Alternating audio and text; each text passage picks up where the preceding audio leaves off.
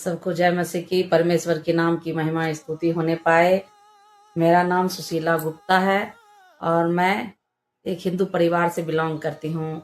मैं अपने जीवन की गवाही देने जा रही हूँ जो परमेश्वर ने मेरे लिए जीवन में किया, मुझे चंगाई दे करके। तो चलते हैं 1990 में, जहाँ से मेरी बर्बादी शुरू हुई थी। 11 से 12 13 साल की थी तब मेरे साथ में एक घटना हुई।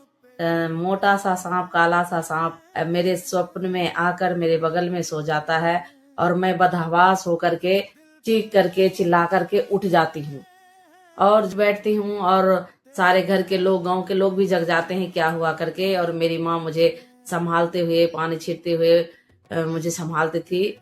और जब मैं होश में आती थी तो चीख कर होश में आती, छोड़ दो मुझे। ऐसा लगता था कि सीने पे बहुत सारे लोग बैठे हुए हैं और मैं चीख करके छुड़ा करके मैं होश में आती थी। और होश में आने के बाद फिर बेहोश हो जाती थी। मुझे कुछ भी याद नहीं रहता था मेरे साथ में क्या हुआ है। फिर ऐसा ही सिलसिला चलता रहा और मेरी शादी भी हो गई और मेरे ससुराल में भी इसी प्रकार से स्वप्न आते रहते थे। ऐसा ही चलता रहा। ताबीज बनाया गया, मंत्र पढ़ाए गए, सब कुछ किया गया। ऐसा ही चलता रहा। हर महीने ग्लूकोज टिप्स चढ़ाना, पानी चढ़ाना, ये सारे काम होते गए और जो है मैं हमेशा बीमार रहने लगी। और 2001 में मैं अपने पति के साथ में तमिलनाडु के सेलम डिस्ट्रिक्ट में आ गई और यहाँ पे रहने लगी। इसी प्रकार यहाँ पे वो सारे स्वप्न, बुरे स्वप्न जो था वो तो वहीं पे टल गया, परंतु ना जाने बीमारी ना जाने कैसे मेरे शरीर को घेर लिया। हर प्रकार की बीमारी, सर दर्द, पेट दर्द, पैर दर्द, मुंह में छाले आना, गठिया, ना जाने कौन कौन सा बीमारी ने मुझे घेर लिया। और मेरे पति हर प्रकार का इलाज करते थे, हर प्रकार के मंदिर में जाते थे, ताबीज बनवाना, मुर्गा कटवाना, नारियल फुरवाना, ना जाने क्या क्या करते थे, फिर भी मैं ठीक नहीं हुआ करती थी। इसी प्रकार चलता रहा। और किसी ने कहा कि तिरुपति जाओ, वहां पे सर का मुंडन करवाओ तो तुम ठीक हो जाओगी। बिहार की मैं पहली औरत रही होंगी जो 2003 में मैंने अपने सर का बाल मुड़वाया था तिरुपति बालाजी में जाकर के। और चेन्नई के कालिया कोयल में जाकर के, काली जी के मंदिर में जाकर के मैंने पूरा ड्रेस खोल करके, नीम का पत्ता बांध करके, उसके लिए एक रूम दिया जाता है और पत्ता खरीदा जाता है बंधा हुआ, और उसके सारे शरीर में लपेट करके सर पे फल और फूल ले करके मैंने परिक्रमा भी की, क्योंकि लोगों ने बताया वहां जाने से ठीक हो जाते हैं। तो मैं इसी प्रकार से की थी, लेकिन फिर भी मुझे कुछ भी चंगाई नहीं मिली। और मैं पहले बहुत पूजा पाठ करने वाली स्त्री थी। हर प्रकार का तीज त्योहार, पूजा पाठ, छठ पूजा, सारे सब कुछ किया करती थी, फिर भी मुझे कुछ भी चंगाई नहीं मिला।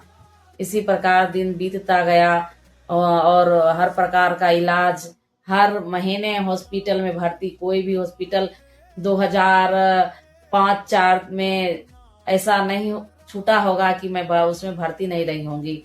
और उस समय मेरे पति मेरे शरीर में हर साल 1 लाख रुपया खर्च किया करते थे कि इतना खर्च करता हूँ फिर भी ठीक नहीं होती है। और ये देख करके मैं दुखी होती थी कि मैं अपने पति को खुश नहीं रख पाती हूँ। मैं बेचारा कमा करके आते हैं और फिर मुझे हॉस्पिटल ले जाते हैं, बच्चों को भी संभालना, घर का काम भी करना, खाना भी बनाना, ये सब मेरे पति किया करते थे। और उनको देखकर मैं बहुत दुखी हो जाती थी और सोचती थी कि ये कोई जीना है, ये जीना नहीं, इससे बढ़िया है कि मैं मर जाऊं। और बहुत सारे योजनाएं बनाया करती थी मरने का, कि मैं किसी तरह मर जाऊं और मुझे छुटकारा हो जाएगा और मेरे पति को भी छुटकारा हो जाएगा। फिर मैं ये सोचती थी मैं किसी प्रकार से मरती हूँ तो पहले तो पुलिस आएगी और मेरे पति को पकड़ करके ले जाएगी, और मैं तो मर जाऊंगी, मेरे पति को पुलिस ले जाएगी और मेरे बच्चे जो है अनाथ हो जाएंगे। पर बच्चों ने क्या किया है, मेरे बच्चे क्यों अनाथ हो, ये सोच करके मैं अपने बच्चे को मुंह देखती थी, अपने पति का मुंह देख करके मैं जो है मरने का ख्याल छोड़ देती थी। फिर बनाती थी, फिर छोड़ देती थी, फिर बनाती थी, फिर छोड़ देती थी कि मेरे पति बच्चे का क्या दोष है, ये लोग मेरे चलते बर्बाद हो जाएंगे। ऐसा चलता रहा। और 2009 में चर्च से 3-4 लेडीज आई और पर्ची बांटते हुए मेरे पास में आई और बोली तमिल में, हे बहन इस जगह पे जाना, इस जगह पे आना, ताकि इस जगह पे आओगी ना तो तुम्हारे सारी बीमारी, सारी कमजोरी, दुर्बलता, बीमारी, क्या करतूक, नजर गुजर, जैसा भी कुछ है वो सब दूर हो जाएंगे।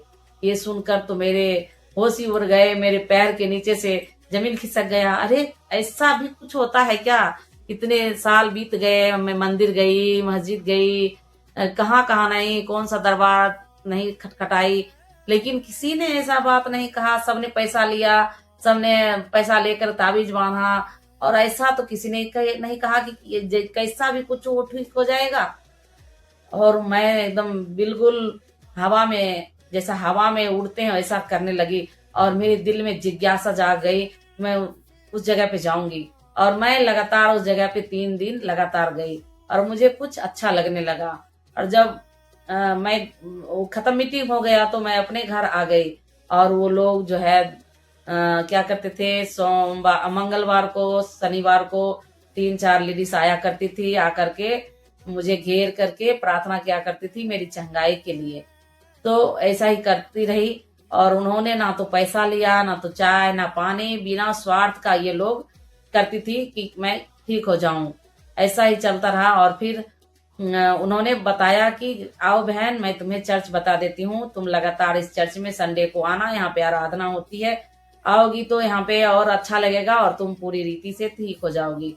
और फिर मैं लगातार संडे के संडे चर्च में जाने लगी। मेरे पति छोड़ देते थे चर्च में, और वो घर को संभालते थे, बच्चों को संभालते थे, और मैं चर्च जाने लगी। मेरे पति को भी जिज्ञासा थी, खुशी थी कि मेरी पत्नी कहीं किसी ना किसी तरह ठीक हो जाए, और वो मुझे छोड़ दिया करते थे। मैं लगातार जाती गई, और मैं ना जाने कब ठीक हो गई। परमेश्वर का धन्यवाद हो।